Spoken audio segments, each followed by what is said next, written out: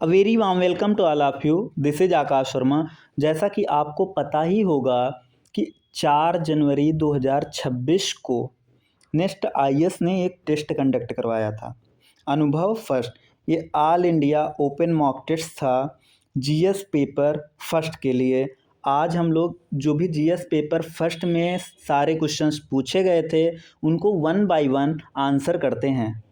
और जो first question है वो कह रहा है कि as per the constitution of India, as per the constitution of India आपको ये बताना है कि जो 2027 वाला सेंसस आएगा ना, उसके पॉपुलेशन डेटा के बेसिस पे क्या चेंजेज आने वाले हैं।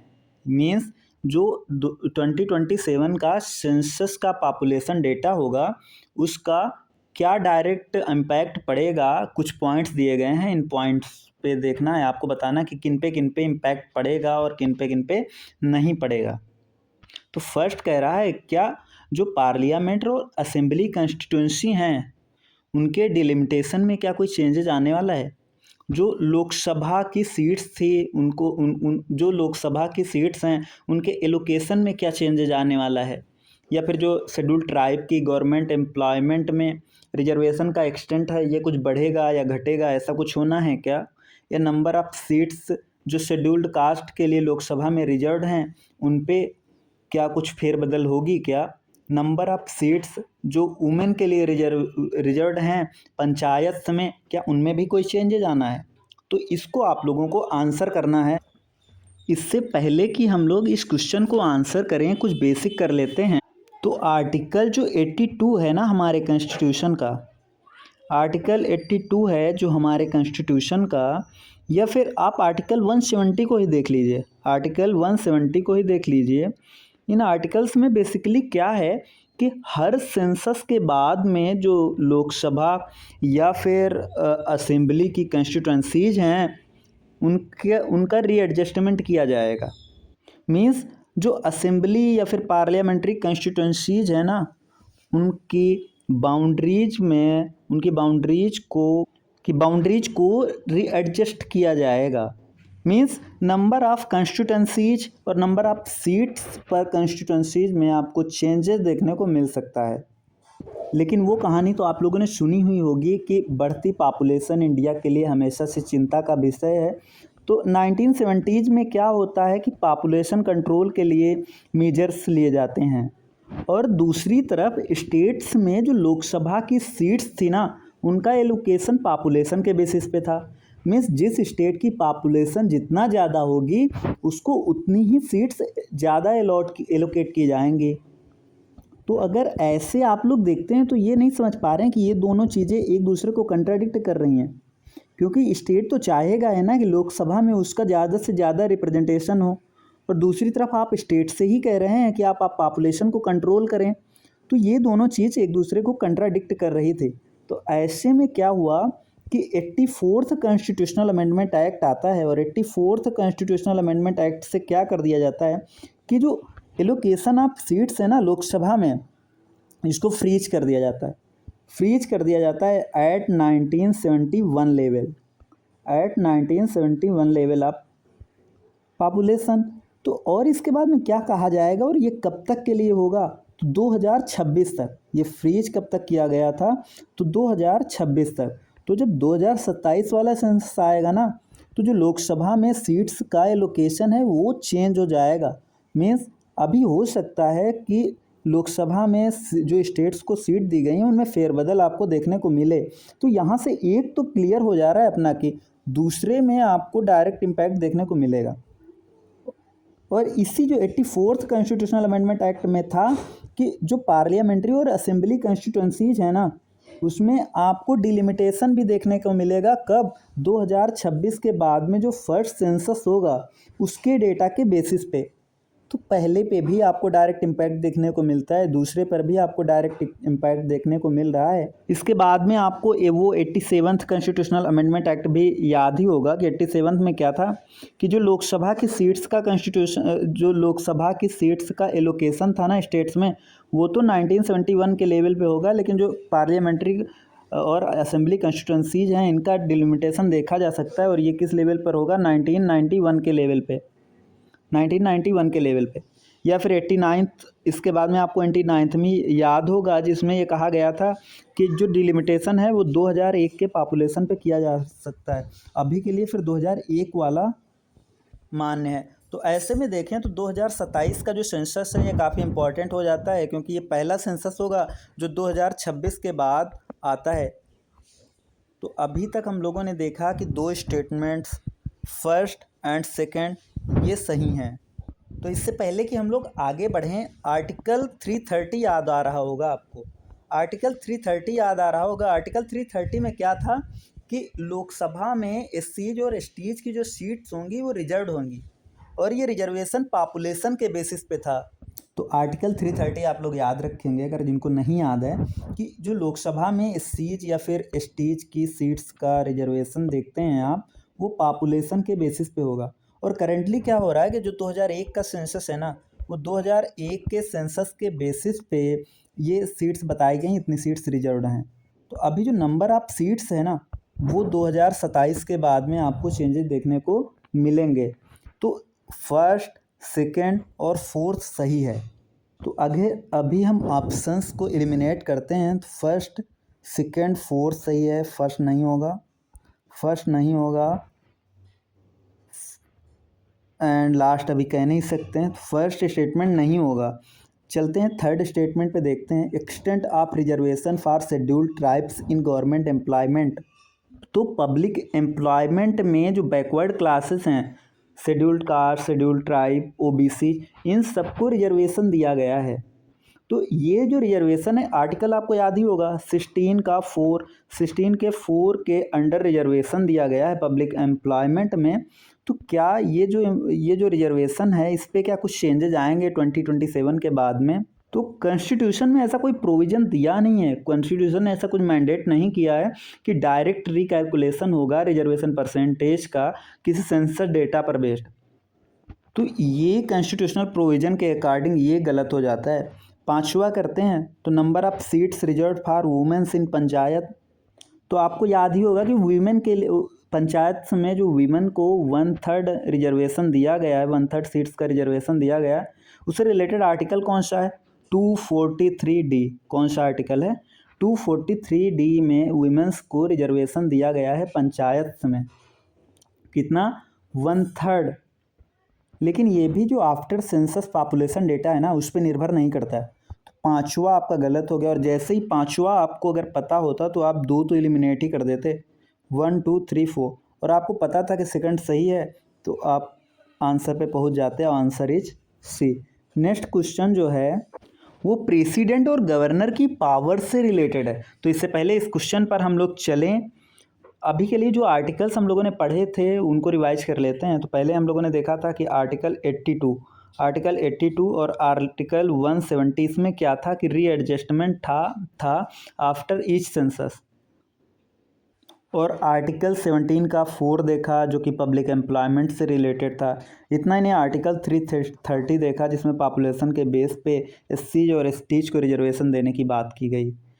नेक्स्ट क्वेश्चन क्या कहता है कि प्रेसिडेंट और गवर्नर की पावर्स के रिगार्डिंग आपको बताना है कि unlike the president, governor is not constitutionally bound to assent a bill even after it is repassed by the state legislature. तो आपने आर्टिकल 111 पढ़ा होगा जिसमें ये था कि अगर प्रेसिडेंट एक बारी रिकंसिडरेशन के लिए भेजता है और वो रिकंसिडर करके अगर पार्लियामेंट फिर से प्रेसिडेंट को देती है तो प्रेसिडेंट को असेंट करना ही पड़ेगा। President must not withhold assent. तो ये था आर्टिकल 111।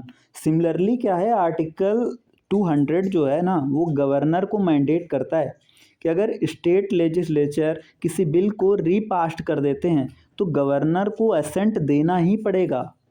मीन्स ये कॉन्स्टिट्यूशनली मैंडेट है कि गवर्नर को असेंट देना ही पड़ेगा। तो इस तरह से अगर देखें तो प्रेसिडेंट और गवर्नर दोनों सिमिलर बैठते हैं, तो पहला तो गलत हो जाता है। दूसरे की बात करते हैं। Unlike the president, the governor can return the money bill passed by legislature for its consideration. तो मनी बिल किस आर्टिकल में है? आर्टिकल 110 में है। और इसमें क्या कहा गया है कि जो मनी बिल होगा वो प्रेसिडेंट पार्लियामेंट की रिकंसिडरेशन के लिए रिटर्न नहीं कर सकता। मीन्स प्रेसिडेंट इसको रिटर्न नहीं कर सकता फॉर रिकंसिडरेशन, या तो एसेंट दे देगा या फिर विदहोल्ड कर देगा एसेंट। और गवर्नर के लिए भी सिमिलर मैंडेट है कि गवर्नर भी मनी बिल को रिटर्न नहीं कर सकता फॉर रिकंसिडरेशन। तो ये स्टेटमेंट भी गलत हो जाती है। पहले तो आपने लोगों ने देखा था कि गलत ही थी। थर्ड स्टेटमेंट है कि both president and governor are answerable to court for the exercise and performance of the powers and duties of their office. तो जब आर्टिकल 361 आप लोग देखते हैं तो वो प्रेसिडेंट और गवर्नर के प्रिविलेजेस से रिलेट करता है। तो इसमें 361 का 1 आप लोग जब देखेंगे तो उसमें ये है कि both president and governor are not answerable to court for exercise and performance of powers and duties of their office. अगर कोई ऑफिशियल कैपेसिटी में अगर वो कोई ड्यूटी निभा रहे हैं अपनी, तो उसके लिए वो किसी कोर्ट में आंसरेबल नहीं होंगे। तो इस तरह से थर्ड स्टेटमेंट भी गलत हो जाती है। तो आंसर क्या आ जाता है? Correct answer is answer number D, option number D. Third question क्या है? थर्ड क्वेश्चन क्या कह रहा है? Consider the following statement regarding the legal framework for electoral roll revision in India. तो इसमें बेसिकली आपको यही बताना है कि इंडिया में जो इलेक्टोरल रोल रिवीजन के लिए उनके लिए क्या लीगल फ्रेमवर्क्स हैं। तो पहली स्टेटमेंट क्या कह रही है कि superintendence direction and control of the preparation of electoral rolls are vested in the election commission of India under article 324। तो पता ही है, सही है, क्योंकि the superintendence direction and control of elections ये किसके पास है? इलेक्शन कमीशन ऑफ इंडिया के पास है। और ये किस आर्टिकल में है? आर्टिकल 324 में है। और इन पावर्स में इलेक्शन कमीशन ऑफ इंडिया को ये भी दिया गया है कि वो इलेक्टोरल रोल को प्रिपेयर करेगा। सेकंड स्टेटमेंट क्या कह रही है? A person can be registered as a voter in more than one constituency if they own property in multiple places. तो आपको माइंड में एक चीज़ रहना है कि एक आदमी केवल और केवल एक वोट ही डाल सकता है, एक से ज़्यादा वोट कोई नहीं डाल सकता है। तो यहाँ पर जो है वो इंडिया में है वो ऑर्डिनरी रेसिडेंट्स के बेस पे वो वोटर रजिस्ट्रेशन है, ना कि प्रॉपर्टी ऑनरशिप के बेस पे है। तो ये स्टेटमेंट आपको गलत ही हो जाती है। लगभग सबने ये स्टेटमेंट गलत ही कर दी होगी, क्योंकि अब इससे भी इजी क्या ही मिलना है। थर्ड स्टेटमेंट क्या कह रही है कि आरपीए जो 1951 का है provides for the conduct of SIR of electoral rolls. तो अभी एसआईआर वाला आप लोग देखते ही रहे हैं कि कितना प्रेशर्स में थे गवर्नमेंट एम्प्लॉइज़। अगर आप लोग किसी से बात किए होंगे एसआईआर के रिगार्डिंग, तो आरपीए जो 1951 है ना, वो इलेक्टोरल रोल के प्रिपरेशन और रिवीजन से डील नहीं करता, बल्कि आरपीए 1950 ये डील करता है कि जो ये प्रिपरेशन होगा या रिवीजन होगा इलेक्टोरल रोल्स का, उसी में एसआईआर की भी बात आती है। तो एसआईआर जो है वो RPA 1950 provide for the conduct of special intensive revision of electoral rolls. तो इस तरह से देखें तो सेकंड और थर्ड दोनों स्टेटमेंट गलत हो जाती हैं। तो आंसर हो जाता है option A is the correct answer. Next question जो है वो पार्लियामेंट्री मोशन से रिलेटेड है, और इसमें यह पूछा जा रहा है कि कौन सी इनकरेक्ट स्टेटमेंट है।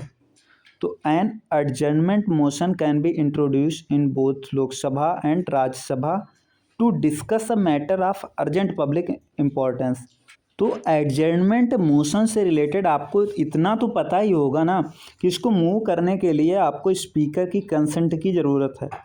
स्पीकर की कंसेंट की ज़रूरत है और केवल लोकसभा में ही इसको मूव किया जा सकता है। तो बेसिकली जो एडजर्नमेंट मोशन है ये होता क्या है? तो इसमें क्या होता है कि अगर कोई बहुत ही पब्लिक इम्पोर्टेंस, कोई अर्जेंट पब्लिक इम्पोर्टेंस आ जाती है किसी डिफिनेट मैटर को लेके, तो इसमें क्या हुआ जाता है, जो हाउस का नॉर्मल बिजनेस जो चल रहा होता है ना उसको एक तरफ रख दिया जाता है और सबसे पहले उस जो इम्पोर्टेंट मुद्दा है ना उसको डील किया जाता है।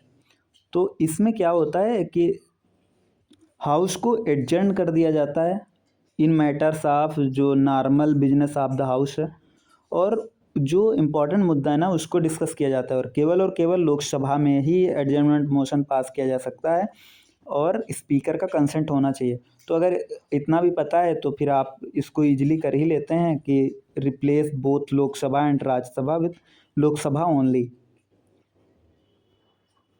क्योंकि ये जो Lok Sabha adjournment motion can be introduced in both Lok Sabha and Rajya Sabha, नहीं राज्यसभा में ये मूव नहीं किया जा सकता, तो ये गलत हो जाता है। Only in Lok Sabha, only in Lok Sabha to discuss matter of urgent public importance, और इस तरह से बी जो है वो आपका करेक्ट आंसर हो जाता है। नेक्स्ट क्वेश्चन जो है वो पार्लियामेंट की एस्टीमेट्स कमेटी से रिलेटेड है। और एस्टीमेट्स कमेटी की जब भी बात आती है तो आप लोग इसके बारे में बेसिक तो पता ही होगा कि, तो ये पॉइंट तो सबको ही याद रहता है ना कि एस्टीमेट्स कमेटी के जो सभी मेंबर्स होते हैं वो केवल और केवल लोकसभा को बिलोंग करते हैं। मीन्स राज्यसभा के मेंबर्स का कोई रिप्रेजेंटेशन नहीं होता एस्टीमेट कमेटी में। और पहली बार ये एस्टीमेट कमेटी कब आई, तो 1950 में पहली बार एस्टीमेट कमेटी को कंस्टिट्यूट किया गया। और एस्टीमेट कमेटी का आप एक लोगों ने एक लिमिटेशन भी सुन ही रखा होता है कि it examines the demand for grants of the concern ministries before they are voted in the parliament. नहीं, ये आफ्टर होता है, after they are voted in parliament में, तो पार्लियामेंट में वोट करने के बाद ही वो एग्जामिन्स कर सकती हैं। हालांकि जो बिफोर एग्जामिनेशन होता है वो डिपार्टमेंट रिलेटेड स्टैंडिंग कमेटीज कर चुकी होती हैं, लेकिन एस्टीमेट कमेटी का यही ड्रॉबैक, यही लिमिटेशन भी माना जाता है कि वो पार्लियामेंट में वोट होने के बाद में वो डिमांड ऑफ ग्रांट्स को एग्जामिन करती हैं। तो इस तरह से देखते हैं सेकंड स्टेटमेंट ये जो है ये इनकरेक्ट हो जाती है। थर्ड स्टेटमेंट क्या कहती है, it is conventionally headed by the leader of opposition in Lok Sabha, तो ये गलत हो जाता है क्योंकि कन्वेंशनली जो इसको हेड करता है वो जो होता है रूलिंग पार्टी का मेंबर होता है, रूलिंग पार्टी का मेंबर होता है। और इसके चेयरपर्सन को इसको अपॉइंट कौन करता है, तो स्पीकर करता है फ्रॉम एमंगस्ट इट्स मेंबर्स। और इतना ही नहीं, आपको एक पॉइंट और याद रखना चाहिए कि जो कोई मिनिस्टर है वो कभी भी स्टेट कमेटी का मेंबर नहीं बन सकता, वो कभी भी स्टेट कमेटी का ये एस्टीमेट कमेटी का मेंबर नहीं बन सकता। और अगर कोई एक एस्टीमेट कमेटी का मेंबर है वो बाद में मिनिस्टर बन गया तो उसको जिस दिन उसका वो मिनिस्टर बनेगा उसी दिन वो कमेटी का मेंबर जो था ना वो उसकी मेंबरशिप सीज हो जाती है। और एस्टीमेट कमेटी के क्या बेसिक फंक्शंस होते हैं, तो ये देखता है कि ये अल्टरनेटिव पॉलिसीज़ के बारे में भी सजेस्ट करता है कि क्या इससे बेहतर क्या कोई पॉलिसी हो सकती थी जो इफ़िशियंट हो या फिर जो इकोनॉमिकल हो इन एडमिनिस्ट्रेशन। दूसरा क्या है कि जो पैसा खर्चा किया जा रहा है वो एक्स्ट्रावेजेंट तो नहीं है, मीन्स जो एस्टीमेट्स पॉलिसी में जो एस्टीमेट्स थे उसी के लिमिट्स में खर्चा किया गया कि नहीं किया गया। ये भी बताता है कि जो एस्टीमेट किस फॉर्म में लोकसभा पार्लियामेंट के सामने आपको रिप्रेजेंट करने हैं। ये भी रिपोर्ट करता है कि एडमिनिस्ट्रेटिव रिफॉर्म्स में क्या एडमिनिस्ट्रेटिव रिफॉर्म्स क्या देखे गए, क्या इतना एफिशिएंसी देखी गई, या फिर ऑर्गेनाइजेशन में कितना इम्प्रूवमेंट देखा गया, इकोनॉमी में कितना इजाफा हुआ, तो ये सब चीज़ें ये देखता है। तो इस तरह से क्वेश्चन 5 को हम लोगों ने आंसर कर दिया। Next question is question number 6। 5 का आंसर क्या हो जाएगा, only statement 1 is correct, so answer is option C. Next question है 6 जो कि वाइस प्रेसिडेंट से रिलेटेड है।